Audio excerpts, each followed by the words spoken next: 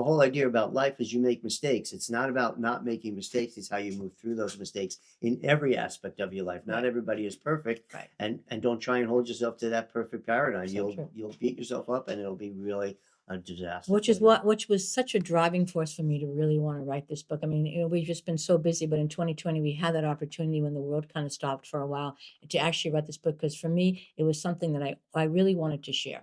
It came from me. I know how I remember when I first was introduced to certain I remember the milestones. The first time I was introduced to milestone, I think Emily was already 8 months old, and I was like, oh, so I had this checklist, and I actually looked at it and created charts and really thought about it Mhm. and thought about how, and it was such a big part of my parenting. And so much so that when my second daughter was born, I kind of already knew what I was looking at in those first 6 months of life. So I was really really driven to want to write this book because I really felt like this is something I would have wanted. I would have Mhm. wanted this Yep. information. I would have wanted it at my fingertips. I would have wanted to be able to share it with others. And I'm now adding the to-do list at the end or the checklist at the end. I just feel like it gives you those Finish shop. yep, but Yep. it gives you those action steps. For me, I would want actions like, okay, so now I have Right. What do we do information. with this What do I do with information? It's really information? important. Information is just information, but if you put it into action, it's powerful. So being informed and having the information and then having action steps is really what's powerful. It's very, very exciting from all levels of our professional life because we have